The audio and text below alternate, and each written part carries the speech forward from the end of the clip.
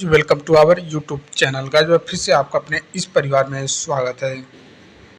Guys जैसा आप सभी को पता है, अपना जो सेशन चल रहा है UP triple NM 5272 vacancy class को लेकर, आज की वीडियो में जो हम बात करने वाले हैं एनएम 5272 भर्ती क्लास को लेकर last 10 year all state previous year paper solution.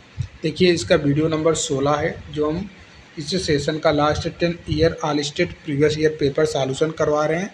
इसका 16 नंबर वीडियो है, ऑलरेडी 15 वीडियो अपलोड हो चुके हैं। प्लेलिस्ट अलग से बना दी गई है last 10 year NM paper solution के नाम से, आप सारे के सारे वीडियो देख सकते हैं। जो हम पढ़ रहे हैं इसके पहले हम मिडवाइफरी के टॉपिक ख़त्म किए हैं। मिडवाइफरी विषय के सारे प्रश्न हम करवा दिए हैं, लगभग बहुत सारा है, 14-15 वीडियो में मिडवाइफरी ही आपको पढ़ाया गया है। ठीक है, अब हम जो पढ़ रहे हैं हेल्थ प्रमोशन। ठीक है, हेल्थ प्रमोशन विषय से जो भी प्रश्न लास्ट 10 ईयर विभिन्न प्रकार के भर्ती परीक्षाओं में पूछा गया है, प्रीवियस ईयर पेपर। ठीक है, सभी विभाग की बात कर रहा हूँ, चाहे वो केरला पीएससी एनएम हो, चाहे उड़ीसा एनएम की बात हो, चाहे आपका बीटीएससी एनएम की बात हो, राजस्थान एनएम की बात हो, चीज़ विभिन्न प्रकार के, हर एक प्रकार के राजस्थान एनएम, हर एक प्रकार के भर्ती परीक्षा में जो आए हुए हैं सबके सब प्रश्न हम सॉल्यूशन कर रहे हैं विथ व्याख्या सहित। इस ये सेशन करवाने का एक ही उद्देश्य है, आपकी प्रैक्टिस हो जाए। ठीक है, प्रैक्टिस के साथ साथ आपकी थियरी कंप्लीट हो जाए, क्योंकि हर एक प्रश्न को संपूर्ण व्याख्या के साथ बताया जाता है और यहाँ पे आपके टाइम की बचत हो रही है। अब यहीं पे अगर हम डिजिटल बोर्ड पे आके पढ़ाते, एक एक लाइन को लिखते, तो लिखने का समय बर्बाद होता। ठीक है, आपका ऑलरेडी लिखा हुआ है, पीडीएफ फॉर्म में आपको पढ़ाया जा रहा है, तो इसकी वैल्यू को समझें। कम समय में अच्छा चीज़ आप गेन करके जा रहे हैं यहाँ से, और कोशिश करता हूँ आपको जितना भी प्रश्न हो सब कुछ इसी मात्र क्लास में याद हो जाए। ठीक है, 40-50 प्रश्न जो भी इस वीडियो में हम करवाएंगे सब कुछ याद हो जाएगा, बहुत आसानी से याद हो जाएगा, क्योंकि वही प्रश्न बार बार रिपीटेड हुए हैं हर एक प्रकार के भर्ती परीक्षा में। तो आपके भी जो 92-12 का पेपर है उसको भी आप उठा लेंगे तो यहीं से प्रश्न आपको दिखेगा कि नहीं, ये तो ऑलरेडी किसी न किसी भर्ती परीक्षा में सारे के सारे प्रश्न 100 प्रश्न, जितने 100 के 100 प्रश्न 92-12 में आए थे, सारे के सारे प्रश्न प्रीवियस ईयर थे, किसी न किसी भर्ती परीक्षा में वो पूछा गया था जो आपकी भर्ती परीक्षा में आ गया था। अभी आप डी ट्रिपल बी एनएम का आंसर की होगी, आपके पास प्रश्न पेपर होगा, उठा के देख लीजिए। मिडवाइफरी मैंने पढ़ाया है, ठीक है, 15 वीडियो में उठा के देख लीजिए, आपको आइडिया लग जाएगा, अरे ये तो 2020 में इस वाले भर्ती में प्रश्न आया था और यही 2025 के हमारे भर्ती में पूछ लिया। यही चीज़ आपके अंदर से सवाल आएगा। हाँ, सारे के सारे प्रश्न प्रीवियस ईयर ही आते हैं। हाँ जी हाँ, प्रीवियस ईयर ही आते हैं। ये चीज़ आपको वही बता सकता है जो डिटेल में एनालिसिस करके बैठ चुका है। ठीक है, यहाँ तो लोगों को पता ही नहीं है कि हाँ इस राज्य में भी एनएम की भर्ती आती है। आपको ऐसे ऐसे प्रश्न मिलेंगे ऐसे ऐसे राज्य के विभाग के, तो आपको पहली बार नाम सुनेंगे, हैं इसमें भी एनएम की भर्ती आती है क्या, हमको तो पता ही नहीं है। ये चीज़ होगा, हमने तो कभी जाना ही नहीं, कब आया, कब नोटिफिकेशन, कब चला गया, ये आइडिया होगा। तो कहाँ से ये आइडिया होगा कि आपके पेपर में कौन से प्रश्न आने वाले हैं या फिर कौन से प्रश्न महत्वपूर्ण हैं। जब आप प्रीवियस ईयर पेपर करके जाते हो तभी तो आइडिया लगेगा। थियरी भी पढ़ने जाओगे, आपको आपके दिमाग में तुरंत क्लिक कर जाएगा वो चीज़ कि हाँ सर ये तो प्रश्न बना था, तो ये इम्पॉर्टेंट है, ये लाइन हम अच्छे से इसको कंठस्थ कर लें। और मैंने आपको थियरी तो पढ़ा दिया है ऑलरेडी, एमसीक्यू भी आपको हमने पढ़ा दिया है। बचा ही क्या है, बचा था प्रीवियस ईयर पेपर, वो भी हम ख़त्म कर देंगे आपके पेपर आते आते।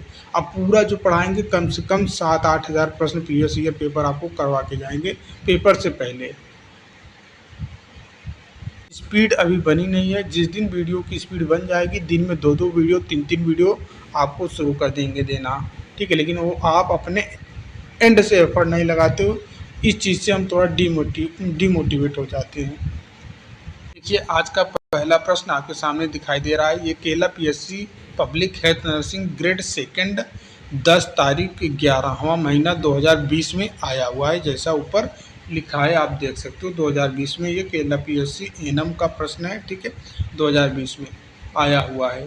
प्रश्न पूछा जा रहा है कि भैया प्रोटीन की कमी से होने वाला एक सिंड्रोम जिसमें वजन 60% से कम होता है, विकास में देरी होती है और अन्य सामान्यीकृत एडिमा होता है, उसका नाम क्या है, नाम पूछा है। बहुत ही आसान प्रश्न है, कोई दिक्कत नहीं है। डायरेक्ट प्रश्न पूछ सकता था, डायरेक्ट प्रश्न भी पूछ सकता था कि बताइए प्रोटीन की कमी से कौन सा रोग होता है। डायरेक्ट प्रश्न पूछ सकता था, नहीं डायरेक्ट नहीं पूछा है। क्यों? क्योंकि उसको थोड़ा कंफ्यूज करना है, आपको थोड़ा घुमाना है, बस घुमा दिया बस, और कुछ नहीं। बस यहाँ पे 60% से कम होता है लिख दिया बस, ठीक है। बाकी उत्तर तो वही होगा जो हमको पता है कि प्रोटीन की कमी से क्या होता है सर, क्वाशियोर होता है। बस simple, option number B correct है। इसमें कुछ दिमाग लगाना ही नहीं है कंफ्यूज करने के लिए, 60% लिख दिया, जिससे आप, और एक चीज़ आपको सीख भी मिल गई कि हाँ भैया इससे क्वाशियोर हो जाता है, जो प्रोटीन की कमी से होता है सिंड्रोम, इससे हमारा वेट बहुत तेज़ी के साथ कम होता है इस बीमारी में। इस चीज़ को भी आपको ध्यान में रहेगा। चलिए, यहाँ पे व्याख्या लिखा गया है कि क्वाशियोर एक गंभीर प्रोटीन की कमी से होने वाला कुपोषण रोग है जो सामान्यतः 1 से 5 वर्षों के बच्चों में पाया जाता है। इस रोग में बच्चा सामान्य से अधिक कैलोरी तो लेता है लेकिन प्रोटीन की कमी होती है। अब प्रोटीन की कमी होती है, कैलोरी तो ले रहा है भैया लेकिन प्रोटीन की कमी है, तभी तो क्वाशियोर हो रहा है। इस चीज़ को आपको ध्यान में रखना है। कितने 1 से 5 वर्ष के बच्चों में अधिक देखा जाता है क्वाशियोर, ठीक है। चलिए, अब इसमें क्या लक्षण है भैया, इसमें लक्षण है कि शरीर में सूजन होता है, बालों का रंग बदलना, जो आप फ्लैग साइन के नाम से जानते हैं, बालों में धारीदार रंग आ जाते हैं, ठीक है। जो बाल हैं उसमें धारीदार ऐसे रंग दिखने लगता है। वजन अत्यधिक कम होता है, 60% से कम। विकास में रुकावट होता है। तो ये सभी लक्षण हैं किसके, क्वाशियोर को, जो आपको ध्यान में रखना है। आपके भर्ती परीक्षा में ऐसे भी प्रश्न पूछ सकता है कि निम्नलिखित में से बताइए कौन सा क्वाशियोर बीमारी के लक्षण हैं। ऑप्शन दे देगा, शरीर में सूजन, बालों का रंग बदलना, वजन अत्यधिक बढ़ना, ठीक है, विकास में रुकावट। पूछ लेगा कौन सा नहीं है, तो वजन अत्यधिक बढ़ना नहीं, ये गलत हो जाएगा। तो किसी भी तरीके से प्रश्न को घुमा लेगा, आपको लगेगा कि नहीं सर, तो ये चीज़ है कि प्रश्न दूसरा आ गया। नहीं भैया, सब प्रीवियस ईयर पेपर आते हैं, त्वचा पर चकत्ते आदि शामिल हैं, ठीक है। और भी मरासमस के बारे में देख लीजिए। मरासमस में ऊर्जा, वसा और प्रोटीन की कमी होती है। ध्यान देना है, क्वाशियोर में केवल प्रोटीन की, लेकिन मरासमस में वसा, ऊर्जा, प्रोटीन की कमी होती है, लेकिन इसमें सूजन नहीं होता। ये भी डिफरेंट है, क्वाशियोर और मरासमस में ये मेन डिफरेंट यही है कि इसमें सूजन नहीं होता है, प्लस ये वसा और प्रोटीन दोनों की कमी, तीनों की कमी, कार्बोहाइड्रेट, वसा, प्रोटीन तीनों की कमी के कारण मरासमस होता है। इस चीज़ को आपको ध्यान में रखना है कि जो मरासमस होता है इसमें कार्बोहाइड्रेट, प्रोटीन और वसा तीनों की कमी के कारण ये डिजीज़ होता है, बीमारी होती है।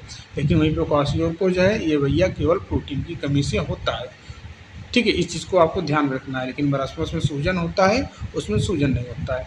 देखिए, पेलाग्रा विटामिन, इसमें सूजन नहीं होता है, मरासमस में सूजन नहीं होता है, क्वाशियोर में सूजन होता है।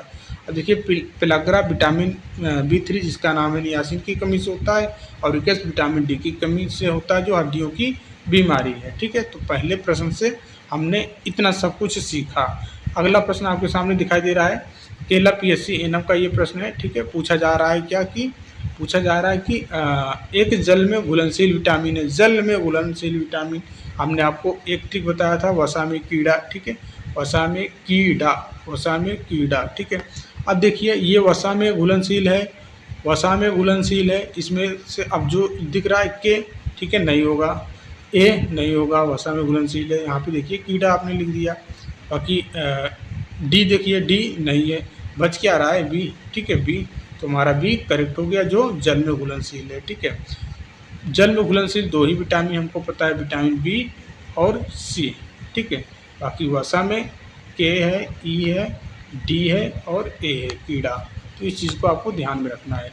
देखिए, विटामिन 2 प्रकार के होते हैं, ठीक है, 2 कैटेगरी में बांटा गया है इनको। कौन कौन से सर? पहला जल में घुलनशील जो बी और सी होता है, और दूसरा वसा में घुलनशील जो KEDA होता है, ठीक है।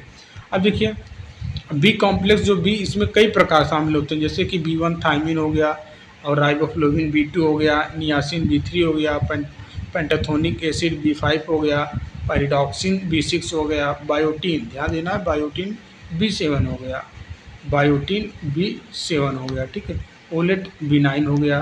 तो इस चीज़ को आपको ध्यान में रखना है। कोबालमाइन B12 हो गया, तो इस चीज़ को आपको ध्यान में रखना है। इतने विटामिन बी के प्रकार हैं। चलिए, इन विटामिन देखिए, अब इन विटामिनों की आवश्यकता शरीर को दैनिक कार्यों के लिए होती है और ये मूत्र द्वारा शरीर से बाहर निकल जाते हैं, इसलिए इन्हें रोजाना भोजन से लेना जरूरी होता है। किन्हें? विटामिन बी की बात हो रही है, ठीक है। पेशाब के द्वारा ये बाहर निकल जाता है, इसलिए इन्हें रोजाना भोजन में लेना जरूरी होता है। जो वसा में घुलनशील है भैया, वो बाहर नहीं होता है, लेकिन बी और सी जो आप खाते हो, जैसे आप खट्टे फल या फिर बी वाली सी वाली जो भी फल खा रहे हैं, इनको या फिर भोजन के साथ ले रहे हैं या फिर फल के रूप में ले रहे हैं, किसी भी रूप में, ये ज़रूरी होता है डेली लेना, क्योंकि भैया ये जल में घुलनशील है, पेशाब के माध्यम से ये डेली बाहर निकल जाता है, ठीक है। नेक्स्ट पॉइंट देखिए, ये देखिए, ये ऑलरेडी हम पढ़ चुके हैं, फ्लैक्साइन, ठीक है। फ्लैक्साइन किस रोग की विशेषता है, ऑलरेडी हम पढ़ चुके हैं, अभी ऊपर ही पढ़ के आए हैं, ठीक है, जस्ट ऊपर पढ़ के आए हैं फ्लैक्साइन। तो क्वासियोर, ठीक है। फ्लैक्साइन बालों की जड़ों और सिरों पर अलग अलग रंग की धारियाँ को दर्शाता है, जैसे कि काले और भूरे रंग के स्ट्राइप्स। यह संकेत करता है कि बालों की वृद्धि के दौरान पोषण की स्थिति बार बार बदलती रही है। यह लक्षण प्रोटीन की कमी से होने वाले कुपोषण में देखा जाता है, ठीक है। चलिए नेक्स्ट प्रश्न की ओर चलेंगे। नेक्स्ट प्रश्न आपके सामने दिखाई दे रहा है कि सूक्ष्म पोषक तत्वों में शामिल है, इनमें से कौन सा सूक्ष्म पोषक तत्वों में, माइक्रो में, ठीक है, आपको हमने बता ही दिया है, दो प्रकार के मैक्रो और माइक्रो, ठीक है। मैक्रो MACRO मैक्रो, और आपका यहीं पे MICRO मैक्रो। तो ये चीज़ आपको ध्यान में, दोनों में अंतर क्या है, आई और ए का अंतर है, ठीक है। यहाँ पे आई रहेगा, यहाँ पे ए रहेगा। मैक्रो जिसमें ए है इसका मतलब कि ज़्यादा, और जिसमें आई है इसका मतलब कम। जो अपने शरीर को ज़्यादा मात्रा में चाहिए वो मैक्रो रहता है, जिसमें ए रहता है, और जिसमें आई रहता है, आई, ये माइक्रो हो गया। माइक्रो का मतलब ही होता है सूक्ष्म। तो सूक्ष्म वही हो गया आपका भैया, जैसे विटामिन हो गया, खनिज हो गया, ये आपके सूक्ष्म हो गए, ठीक है। तो यहाँ पे पूछा है कि सूक्ष्म पोषक तत्वों में शामिल है, तो कौन सा है जो सूक्ष्म पोषक तत्व माइक्रो में, तो आपका क्या हो जाएगा सर, खनिज हो जाएगा, जो ऑप्शन नंबर बी में करेक्ट है। बाकी प्रोटीन हमको ज़्यादा चाहिए, ये मैक्रो हो गया, ठीक है। वसा ज़्यादा चाहिए, ये भी मैक्रो हो गया। पानी हमको ज़्यादा चाहिए, ये भी मैक्रो में हो गया। लेकिन खनिज कम चाहिए होता है हमारे शरीर को। देखिए, माइक्रोन्यूट्रिएंट वे पोषक तत्व होते हैं जिनकी शरीर की बहुत कम मात्रा में आवश्यकता होता है, लेकिन ये अत्यंत महत्वपूर्ण होते हैं। मुख्यतः विटामिन और खनिज शामिल हैं, जैसा मैं आपको बता चुका हूँ, ठीक है। जैसे विटामिन में क्या, A B C D E K, खनिज में आयरन हुआ, कैल्शियम हुआ, आयोडीन हुआ। आयोडीन नमक आप क्यों थोड़ा सा खाते हैं, थोड़ा सा क्यों खाते हैं भैया, खा लिया करिए, 1-2 किलो खा सकते हैं, नहीं खा सकते हैं, क्यों, क्योंकि ये माइक्रो न्यूट्रिएंट है हमारे बॉडी के लिए, ये माइक्रो सूक्ष्म जरूरत। कैल्शियम चबा लिया करिए, ठीक है, कैल्शियम ले लिया करिए, या फिर चूना रहता है ना कैल्शियम, उसको उठा के खा लिया करिए, क्यों नहीं खाते हैं। आयरन खा लिया करिए, ज़्यादा उठा के 1 किलो 2 किलो बाजार से लाइए या खा लिया करिए, नहीं खा सकते हैं, आपके शरीर के लिए नुकसानदेह है ये सब चीज़ें ज़्यादा। ये सभी माइक्रो न्यूट्रिएंट हैं, माइक्रो सूक्ष्म है। जिंक, मैग्नीशियम, ये सभी माइक्रो हैं, तो इस चीज़ को आपको ध्यान में रखना है। चलिए, यह तत्व शरीर की प्रतिरक्षा, हड्डियों को मजबूती, रक्त निर्माण आदि में अहम भूमिका निभाते हैं, जो ऊपर भी हमने पढ़ा खनिज के बारे में, ठीक है, खनिज और विटामिन के बारे में। नेक्स्ट प्रश्न देखिए। नेक्स्ट प्रश्न पूछा जा रहा है कि ये भी केरला PSC-NM 2020 का प्रश्न है, ध्यान देना है, केरला PSC-NM 2020 का प्रश्न है। पूछा जा रहा है कि pellagra is due to the deficiency of, मतलब पेलाग्रा किसकी कमी से होता है, किसकी कमी से होता है, अभी ऊपर हमने आपको बताया है किसकी कमी से होता है, विटामिन B3। विटामिन B3 को क्या बोलते हैं, नियासिन, ठीक है, नियासिन, ठीक है। यहाँ पे देखिए, पेलाग्रा एक विटामिन B3 नियासिन की कमी से होने वाला रोग है। इसके मुख्य लक्षणों में 3DS या फिर 4DS आप बोल सकते हैं। 3DS मतलब त्वचा की बीमारी, डर्मेटाइटिस, और दूसरा डी का मतलब डायरिया, तीसरा डी का मतलब डिमेंशिया। अब यहाँ पे आपको देखना है, भूलने की बीमारी जिससे होती है उसको डिमेंशिया होते हैं। अब अगर इसका समय रहते उपचार न किया जाए तो ये मृत्यु का कारण भी बन सकता है। अब 4D कभी कभी पूछ लिया जाता है, लेकिन वो इम्पॉर्टेंट नहीं, 3D जरूरी होता है, 4D डेथ हो जाता है फिर, ठीक है। तो वही यहाँ पे लिख दिया है ना, इसीलिए यहाँ पे देखिए कि अगर समय रहते उपचार न किया जाए तो मृत्यु हो सकता है। एक डी और लिख लेना आप डेथ वाला, ठीक है, 4D 3D 4D आप बोल सकते हो। देखिए अब नेक्स्ट आपके सामने प्रश्न दिखाई दे रहा है, केरला PSC इनम 2020 का ही प्रश्न है।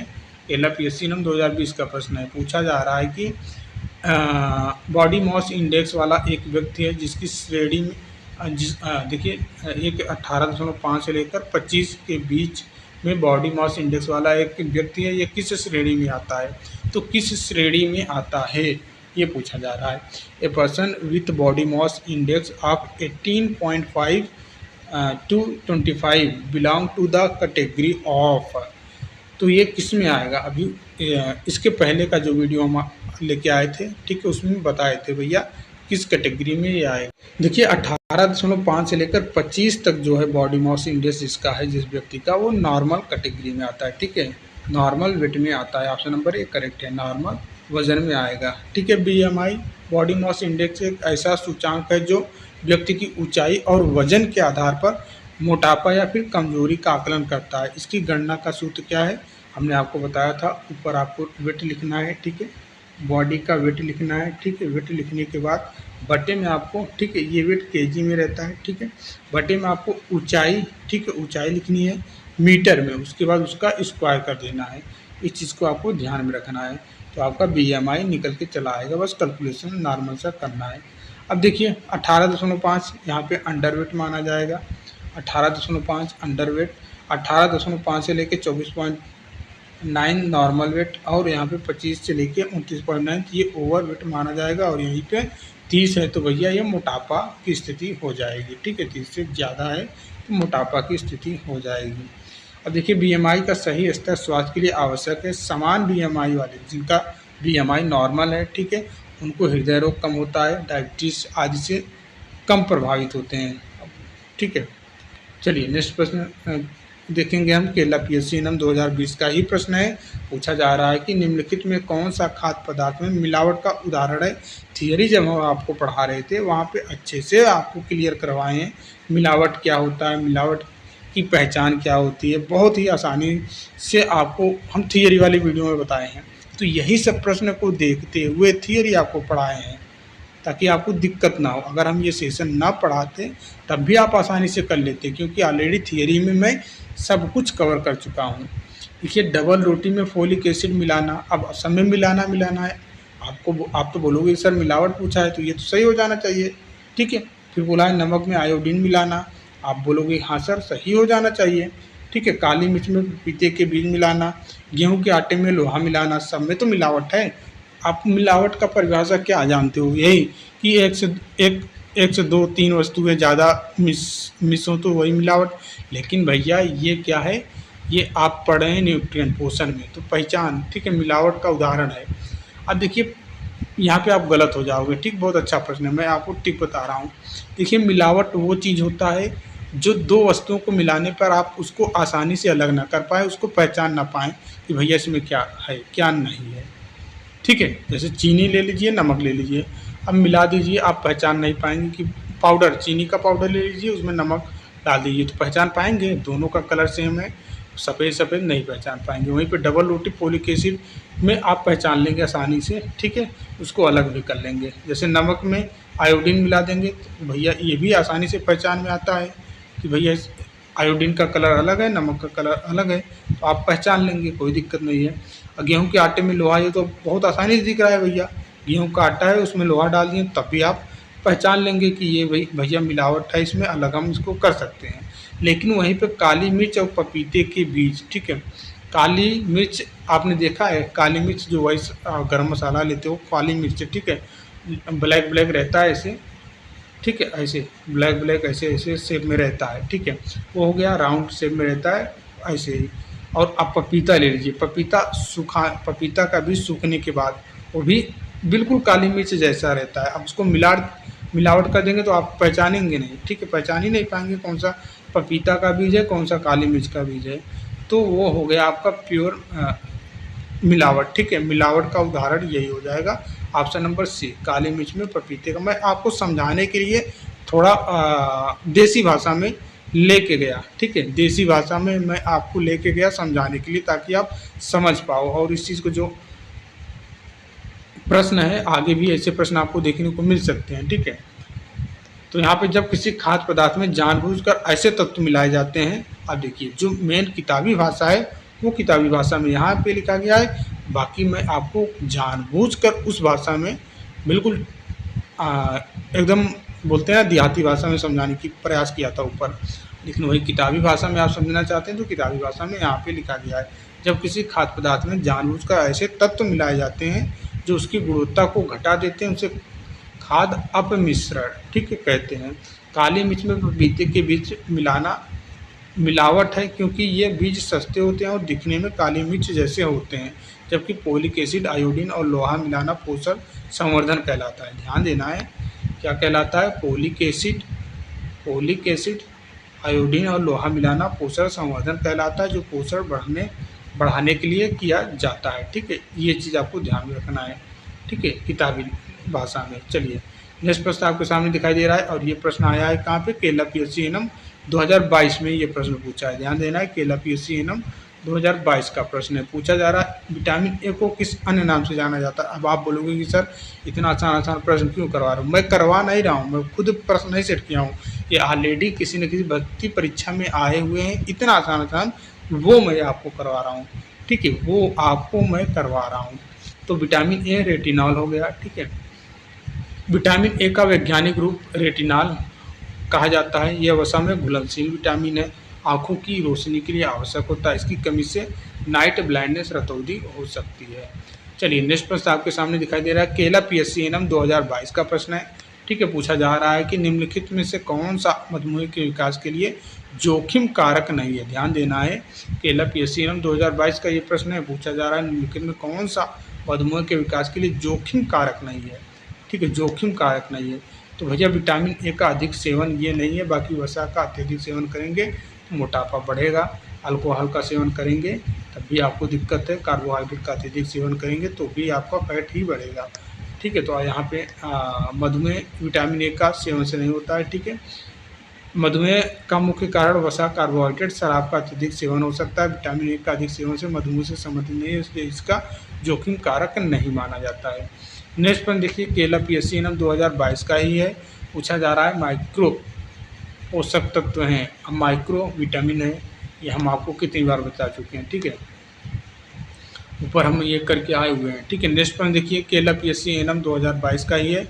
पूछा जा रहा है कि बच्चों में बॉडी मास इंडेक्स की गणना कैसे की जाती है, ठीक है। ऊपर भी ये हम प्रश्न आपको करवा चुके हैं, लेकिन यहाँ पे देखिए 2022 में प्रश्न आया हुआ है केरला PSC एनम में, बच्चों में बॉडी मास इंडेक्स कैसे, मतलब बॉडी मास इंडेक्स निकालने का फार्मूला पूछा है।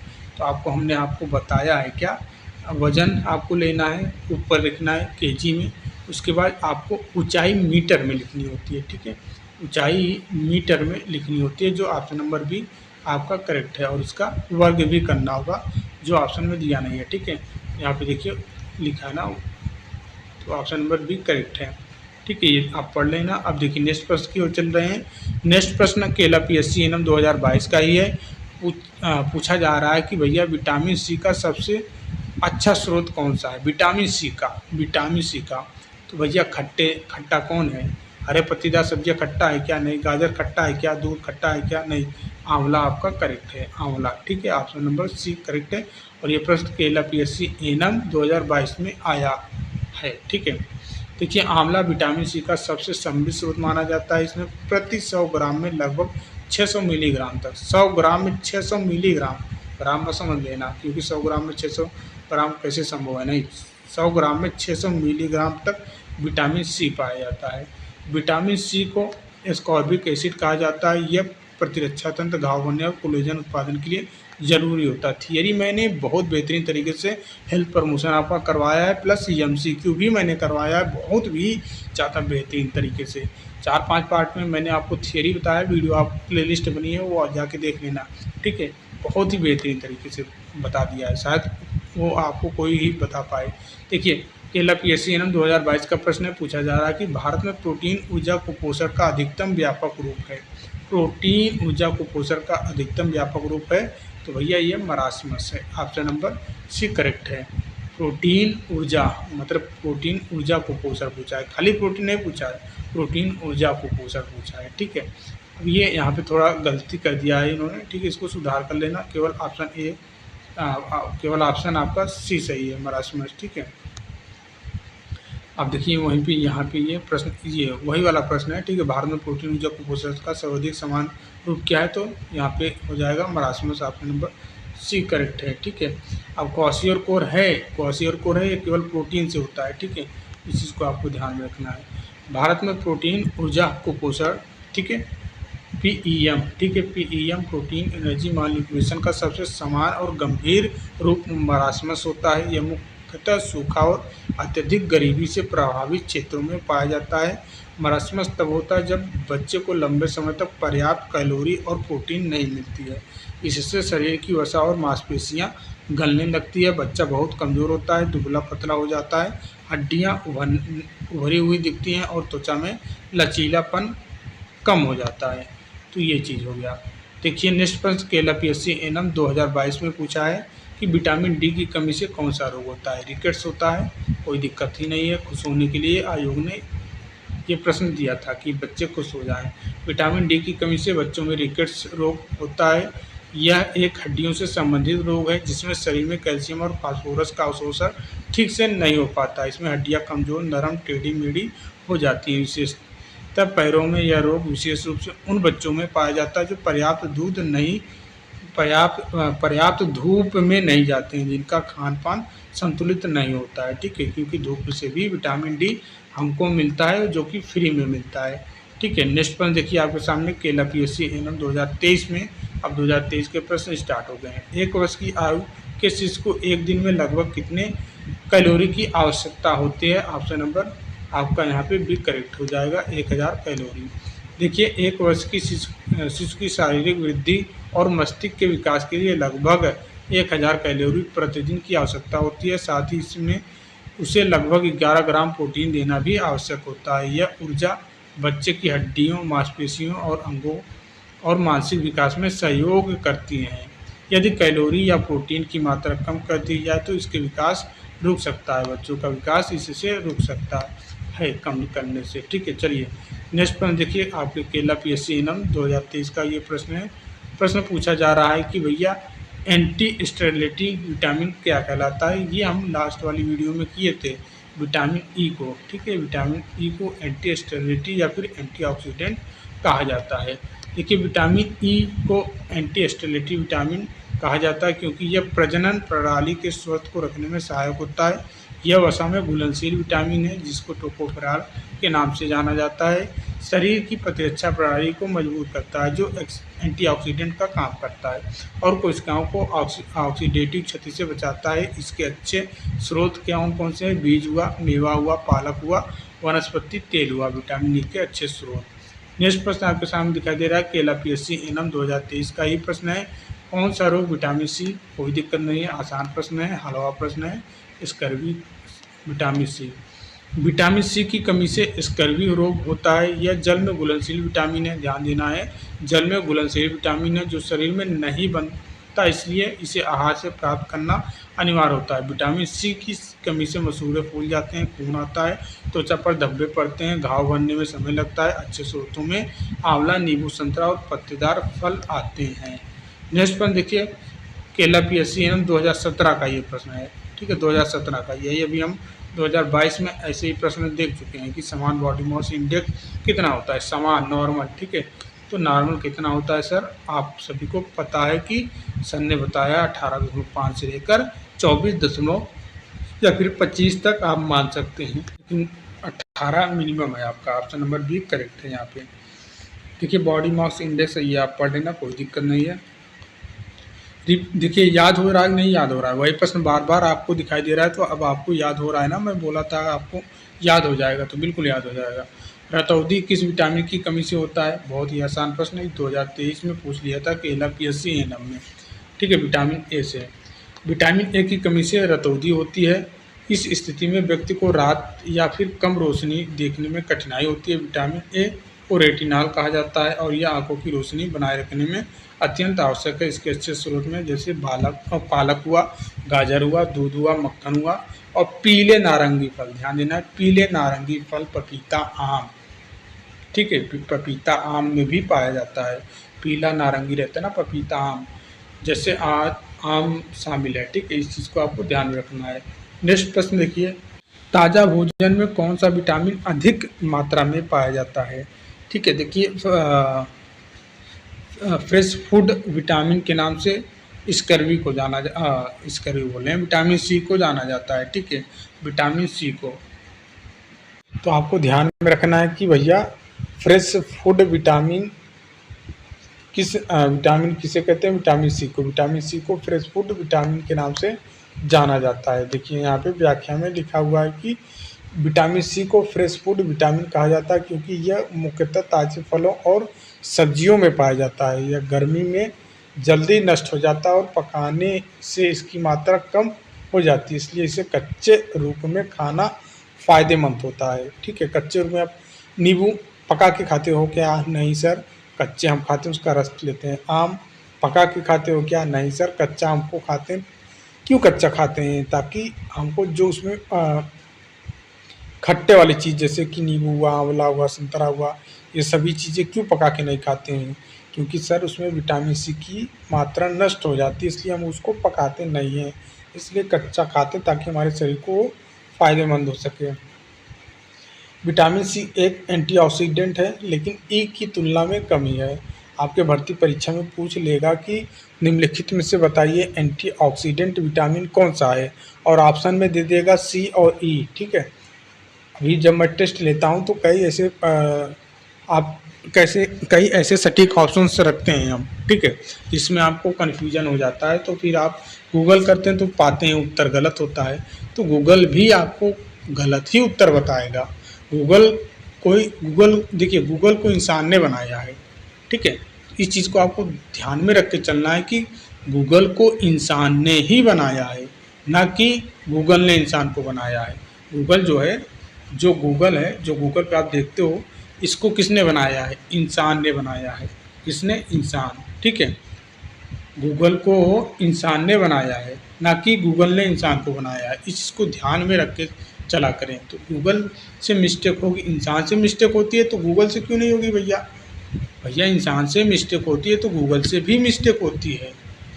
ये गूगल पे सारा डेटा अच्छा नहीं रहता है, ठीक है, कुछ ऐसे फर्जी वेबसाइटें रहती हैं जिस पे गलत तरीके से दिया जाता है वेरीफाई। उसको देखिए पहले क्या था सही चीज़ें, लेकिन जब से एआई आया है, ठीक है, आप कुछ भी सर्च करेंगे, ठीक है, कुछ भी सर्च करेंगे एआई उसको जनरेट कर देता है, उस चीज़ का जवाब दे देता है एआई, गूगल नहीं देता है, ये एआई जनरेट कर देता है। क्यों? विभिन्न प्रकार की वेबसाइटों को इकट्ठा करेगा और लाके एक जवाब दे देगा, तो ये चीज़ होता है।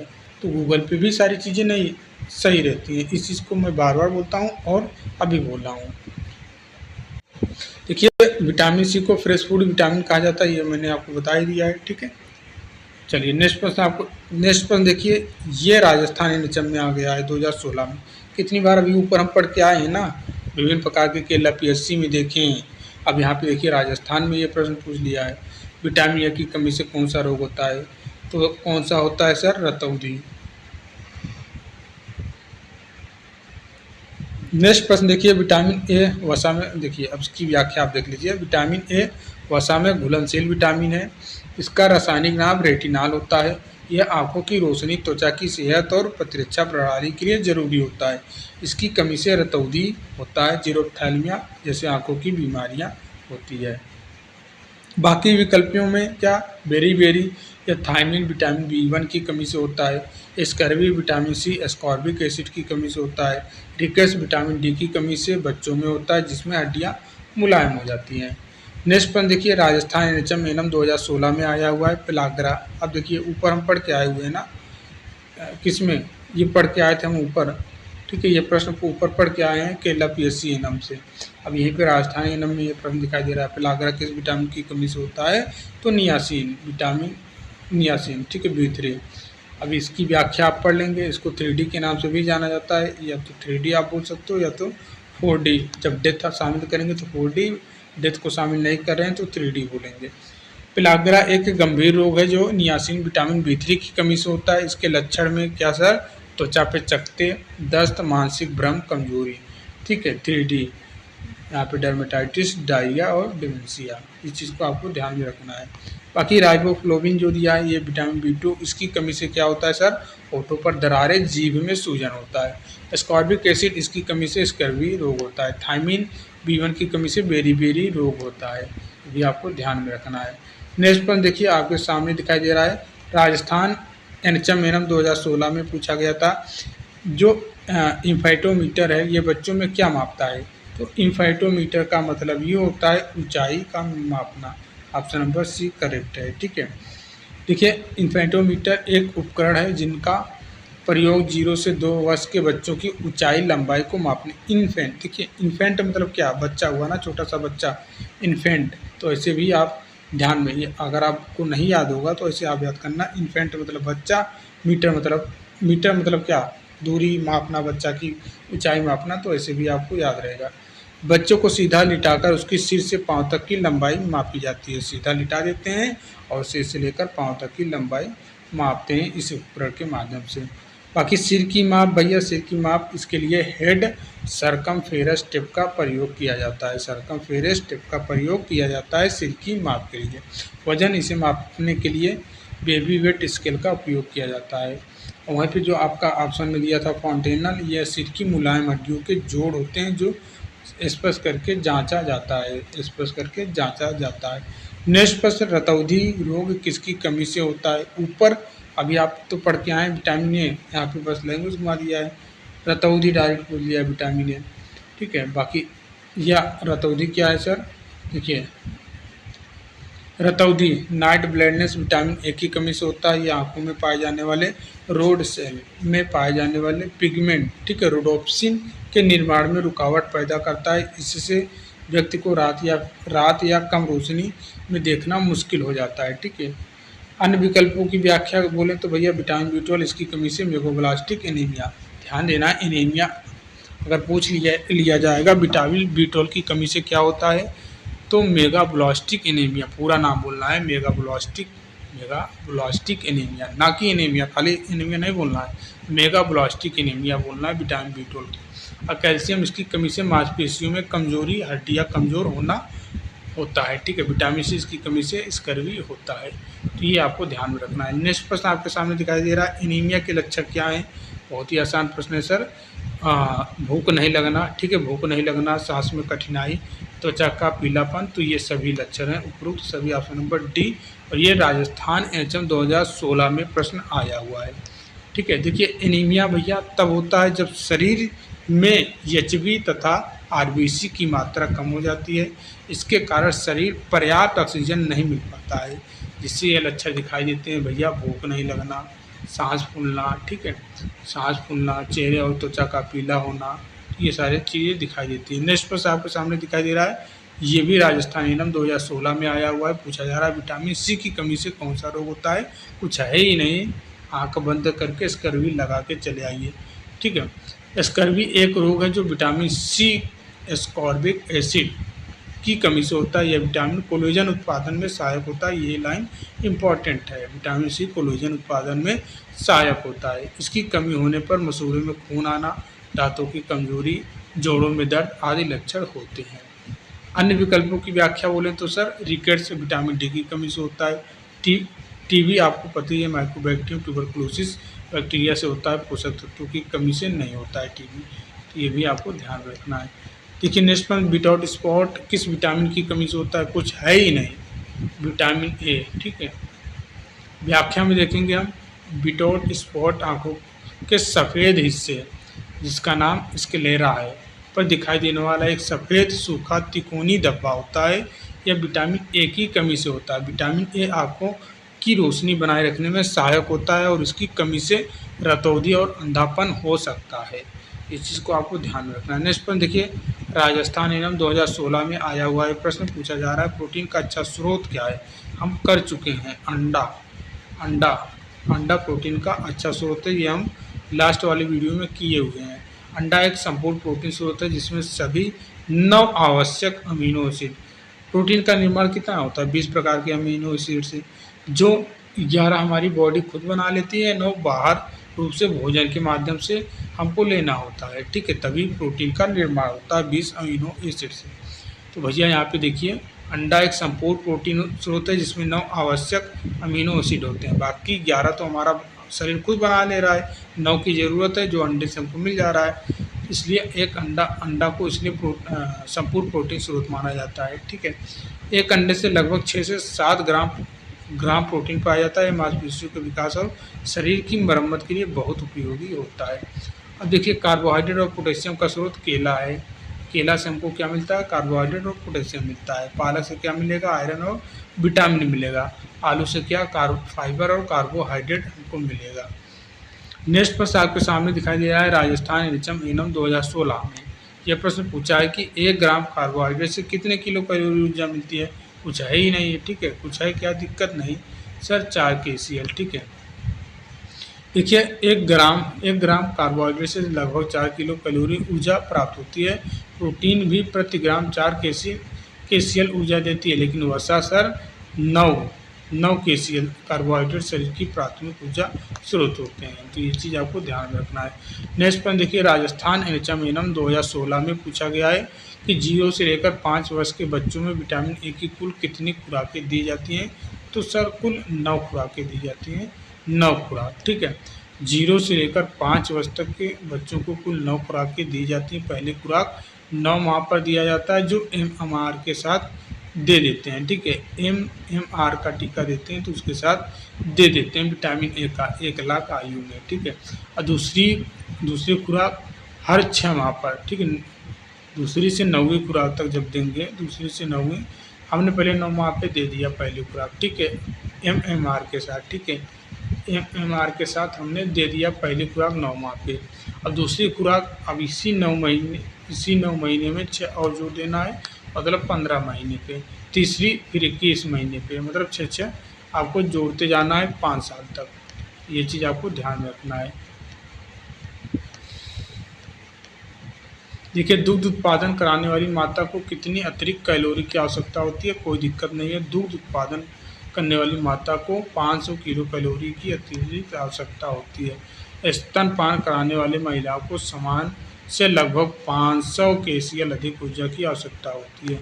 दूध उत्पादन के लिए शरीर को अधिक ऊर्जा चाहिए होती है। हर 100 ml दूध से लगभग 70 से 75 kcal होता है। नेक्स्ट पर देखिए, SPSC एनम 2022 का प्रश्न है। पूछा जा रहा है कि घाव बनने में कौन सा विटामिन सहायता होता है? विटामिन सी, ठीक है, विटामिन सी घाव बनने में मदद करता है, जो कोलेजन के निर्माण में भी महत्वपूर्ण होता है विटामिन सी। नेक्स्ट पर देखिए, SPSC एनम 2022 में पूछा गया है कि भैया स्केबिज का कारण क्या होता है? तो स्केबिज का कारण क्या हो जाएगा सर? तो इसका राइट उत्तर हो जाएगा option number D, sarcoptes scabiei. Option number D correct है। देखिए, स्केबीज एक इन्फेक्शन त्वचा रोग है जो सरकोप्टेस स्केबी नामक घुन माइट के कारण होता है। यह त्वचा के नीचे सुरंग बनाकर तेज खुजली और लाल दाने पैदा करता है। विशेषतः रात में यह संपर्क से फैलता है। हाँ, संपर्क से ये फैलता है, ध्यान में रखना। 2022 राजस्थान MP एनएचएम का प्रश्न है, ठीक है। MP एनएचएम एनम में 2022 में आया था कि शरीर में प्रोटीन के पाचन में सहायक एंजाइम कौन सा है? तो प्रोटीन, P से प्रोटीन, ध्यान देना, P से प्रोटीन और P से पेप्सिन। तो पेप्सिन आपका करेक्ट हो जाएगा। अब देखिए, यहाँ पे एमाइलेज, ठीक है, ये हमारे लार में भी पाया जाता है। देखिए, भोजन का पाचन हमारे मुख से ही प्रारंभ हो जाता है। जब आप भोजन मुंह में भरते हैं, खाते हैं, ठीक है, मुंह में डालते हैं, वैसे ही पाचन प्रक्रिया शुरू हो जाती है। आप चबाते हैं, जब चबाते हैं तो लार में एमाइलेज उसको मिलाता है, ठीक है, आपके भोजन को लुगदी बनाता है, गीला करता है। जो आप खा रहे हो, चबा रहे हो, तो ये लार जो है, ठीक है, एमाइलेज का सेक्रेशन करेगा और आपके भोजन को लुगदी गीला बनाएगा, जिससे आपकी फूड नली में आसानी से वो सरकता जाए, नीचे आंत में जा सके, ठीक है, पेट में जा सके। तो देखिए, अब व्याख्या में हम देखेंगे कि भैया पेप्सिन एक पाचक एंजाइम है जो पेट में उपस्थित होता है, प्रोटीन के पाचन में सहायक होता है। यह एंजाइम जठर रस का एक मुख्य घटक है। यह प्रोटीन के छोटे पेप्टाइड्स में तोड़ता है, जिससे आगे की पाचन प्रक्रिया आसानी हो जाती है। लाइपेज क्या करता है सर, ये वसा को पचाता है। एमाइलेज स्टार्च को शर्करा में बदलता है, ये ध्यान में रखना है। बाकी इंसुलिन एक हार्मोन है जो शुगर को नियंत्रित करता है, इंसुलिन की कमी से हो जाता है मधुमेह जो, ठीक है। नेक्स्ट प्रश्न देखिए, ये नेक्स्ट प्रश्न पूछा है 2024 में, लेटेस्ट प्रश्न है और किस में आया है सर, BFUHS में पूछा गया है। मानव शरीर की सबसे लंबी और मजबूत हड्डी कौन से है, भैया फीमर हड्डी है। ऑप्शन नंबर 1 करेक्ट है, ठीक है। ऑप्शन नंबर 1 करेक्ट है, फीमर जो जहाँ की हड्डी होती है मानव शरीर की सबसे लंबी और मजबूत हड्डी है। यह शरीर के निचले भाग पेल्विस से लेकर घुटने तक फैली होती है, शरीर के भाग को सहन करने में मदद करती है। बाकी पटेला एक छोटी तिकोनी हड्डी होती है और ह्यूमरस ये ऊपरी भुजा की हड्डी होती है और यहीं पे हमारा ह्यूमरस में ही हमारा जो जॉइंट रहता है कंधे का कुल्ले का, ये हमारा बॉल एंड सॉकेट जॉइंट में। बॉल एंड सॉकेट जॉइंट में क्या रहता है, जैसे ये बॉल है, ठीक है, इसको एक सॉकेट में, सॉकेट के अनुसार इसको फंसा दिया जाता है, ठीक है। बॉल एंड सॉकेट के अनुसार ये फंसा दिया जाता है पूरा हमारा बोन, ठीक है। बॉल एंड सॉकेट में रहता है। बॉल एंड सॉकेट का फ़ायदा ये रहता है कि पूरा आप 360 एंगल पे घुमा सकते हो। जैसे कि आप प्रैक्टिकल करके देखना अपने हाथ को, ठीक है, अपने हाथ को ऐसे जो से राउंड से घुमाओ तो आपको चारों दिशाओं में आप अपने हाथ को घुमा लोगे। वहीं पे आप पैर को, ये जो आपका और भी हड्डियाँ हैं जैसे आपकी हाथ की या फिर आप अपने घुटने को, ठीक है, घुटने को देखिए चारों दिशाओं में नहीं फैला सकते हैं। एक ऐसी स्थिति आएगी, मोड़ तो सकते हैं, ठीक है, मोड़ तो सकते हैं, लेकिन फैलाएंगे चारों दिशाओं में, घुमाएंगे नहीं, घुमाएंगे टूट जाएगा, ये स्थिति रहता है। जैसे आपका ये पैर है, ठीक है, जैसे आपका सपोज ये आपका पैर है, ठीक है, घुटना है, ये घुटना है, ठीक है, इसको आप मोड़ तो लेंगे, पूरा नीचे यहाँ तक टच कर लेंगे, मुड़ जाएगा, लेकिन फैलाने को आपको बोला जाएगा, ठीक है। ये आपका पैर है, ठीक है, ये आपका पैर है, ठीक है, ये आपका पैर है, घुटना है, ठीक है, इसको बोला जाएगा आप सीधा करो, बिल्कुल एकदम सीधा करो, ऐसे सीधा करो, ठीक है, सीधा तो कर लोगे, आराम से सीधा हो जाएगा। फिर बोला जाएगा कि एक काम करो, ऐसे कर लो, आप ऐसे कर पाओगे अपने घुटने को, सीधा ऐसे नहीं कर पाओगे ना, यहीं से टूट जाएगा, ठीक है, ये चीज़ होता है। तो यहाँ पे बॉल एंड सॉकेट जॉइंट नहीं होता है, इसलिए ऐसा होता है, ठीक है। रक्त का थक्का जमाने में कौन सा विटामिन उपयोगी है, रक्त का थक्का जमाने के लिए विटामिन के उपयोगी होता है। ये प्रश्न आया है 2024 में, BFUHS में पूछा गया है, ठीक है, तो ये भी आपको ध्यान में रखना है। विटामिन के रक्त का थक्का जमाने में सहायक होता है क्योंकि ये एक क्लॉटिंग फैक्टर, जैसे कि सेकेंड हुआ, 7 हुआ, 9th हुआ, 10th हुआ, संश्लेषण में सहायता होता है। इसकी कमी से शरीर में अत्यधिक रक्तस्राव हो सकता है, इसकी कमी से, अगर ये कमी रह गई तो भैया ब्लीडिंग हो जाएगा, जल्दी रुकेगा नहीं। विटामिन सी एक एंटीऑक्सीडेंट है जो घाव बनने में, प्रतिरक्षा में सहायक है। विटामिन ए के बारे में पता ही है, विटामिन ए के बारे में भी आपको पता ही है, कुछ बताना नहीं है। नेक्स्ट पॉइंट देखिए, BFUHS के में पूछा है 2024 में, ऐसे कितने अमीनो एसिड हैं जो मानव शरीर के लिए अत्यंत आवश्यक है। तो ऐसे कितने अमीनो एसिड हैं जो मानव शरीर के लिए अत्यंत आवश्यक है। ऊपर हम पढ़ के आए हैं, बता के भी आए हैं आपको, तो ये 2024 का प्रश्न है। इसके पहले 2000 आपका केला PSC 22 में पूछा गया था, ऐसे ही प्रश्न है, ठीक है। तो यहाँ पे देखिए 24 में वही प्रश्न रिपीट हुआ कि नहीं हुआ, तो 9 है। 9 जो बाहर से आवश्यकता होती है, बाकी 11 हमारी बॉडी खुद बना लेती है। 20 प्रकार के अमीनो एसिड से एक प्रोटीन का निर्माण होता है, ये चीज़ को आपको ध्यान में रखना है। देखिए मानव शरीर के लिए 9 आवश्यक अमीनो एसिड होते हैं जिन्हें शरीर स्वयं नहीं बना सकता और भोजन के माध्यम से प्राप्त करना आवश्यक होता है। यहाँ पे दिए गए हैं, इनको आपको ध्यान में रखना है। जैसे कि आपका हिस्टिडीन हुआ, आइसोल्यूसिन हुआ, ल्यूसिन हुआ, लाइसिन हुआ, ये सारे नाम आपको ध्यान में रखना है, ठीक है। मेथियोनिन हुआ, ठीक है, इस चीज़ को आपको ध्यान में रखना है। फेनिएलिनिन हुआ, थ्रियोनिन हुआ, ठीक है, ये कुछ नाम इंपॉर्टेंट है जो ध्यान में रखना था आपको। देखिए 2024 में प्रश्न पूछा है, BFUHS में पूछा है कि पिलाग्रा रोज किस विटामिन की कमी से होता है। ऊपर हम पढ़ के आए हैं, केला PSC में भी पढ़े हैं, राजस्थान NHM में भी यही प्रश्न पढ़े हैं। तो पिलाग्रा विटामिन B3, तो यहाँ पे देखिए 2024 में फीमेल BUHS में पूछ लिया है, तो कहाँ भैया रिपीट हो रहा है, नहीं हो रहा है, ठीक है। विटामिन B3 को आपको 3D के नाम से भी जानते हैं। देखिए नेक्स्ट प्रश्न बीटीएससी एनएम 2024 में पूछा है, निम्नलिखित में से कौन सा कथन बीएमआई का उपयोग करके समान वृद्धि अध्ययन से विचलन की व्याख्या करता है। आपके पास दो स्टेटमेंट दिए हैं और ये प्रश्न दिया है, माल न्यूट्रिशन दिया है और मोटापा दिया है। अब बताइए कौन सा सही है। तो यहाँ पे दोनों सही हो जाएगा, बहुत 1 और 2 दोनों सही है। ऑप्शन नंबर बी करेक्ट है। पूछा क्या गया था सर, पूछा गया कि निम्नलिखित में से कौन सा कथन बीएमआई का उपयोग करके समान वृद्धि अध्ययन से विचलन की व्याख्या करता है।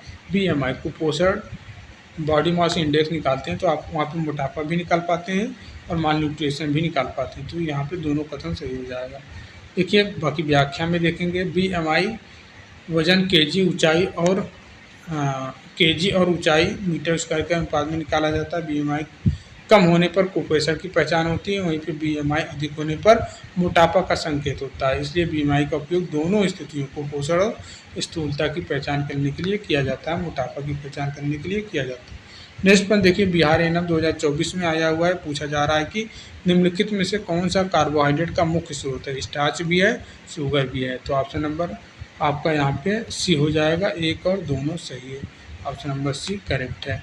स्टार्च और शर्करा दोनों कार्बोहाइड्रेट के मुख्य स्रोत होते हैं। स्टार्च जैसे कि अनाज में चावल हुआ, गेहूँ हुआ पाया जाता है, और शर्करा ये आपका ग्लूकोज, फ्रैक्टोज, सुक्रोज फलों में, गुड़ों में, शहद में आदि में मिलता है। दोनों शरीर को ऊर्जा प्रदान करते हैं, तो ये चीज़ आपको ध्यान में रखना होगा। नेक्स्ट प्रश्न बीटीएससी एनएम 2024 में आया हुआ है, पूछा जा रहा है कि विटामिन B12 किस नाम से जाना जाता है। अभी ऊपर आप करके आए हैं साइनो कोबालवानी, ठीक है, ऑप्शन नंबर सी करेक्ट है। ये बीटीएससी एनएम का प्रश्न है, ठीक है, ध्यान देना। बीटीएससी 2024 का प्रश्न है। फोलिक एसिड विटामिन B9 को बोलते हैं, रेटिनॉल ए को बोलते हैं और थायमिन B1 को बोलते हैं, ये भी आपको ध्यान में रखना होगा, ठीक है। तो उम्मीद करते हैं आज के सारे प्रश्न जो हमने आपको करवाया है सब कुछ आपको दिमाग में बैठ गया होगा और याद भी हो गया होगा, ठीक है। ज़्यादा कुछ तो था ही नहीं यार, वही प्रश्न बार बार रिपीटेड हो रहे थे, तो बार बार आप उसको पढ़े हैं, समझे हैं, तो आपके दिमाग में ये बैठ गई होगी आप, और आपको याद भी हो गया होगा, ठीक है। तो इसी प्रकार से आपको मिलते हैं नेक्स्ट वीडियो में ऐसे ही प्रश्न लेकर जो प्रीवियस ईयर पेपर में हेल्थ प्रमोशन के विषय से आए हुए हैं। विभिन्न प्रकार के भर्ती परीक्षाओं में सबका सॉल्यूशन हम करवाएंगे संपूर्ण व्याख्या के साथ, और आपकी तैयारी को बेहतर से भी ऊपर लेके जाएंगे, ठीक है। उम्मीद करते हैं चीज़ें आप समझ गए होंगे। तो मिलते हैं नेक्स्ट वीडियो में, तब तक के लिए जय हिंद, जय भारत। बाकी अपना फीडबैक कमेंट बॉक्स में ज़रूर कर दिया करिए। कमेंट बॉक्स आप लोगों के लिए ही ओपन रहता है, जितना हो सके उतना कमेंट किया करिए जो भी हो, ठीक है।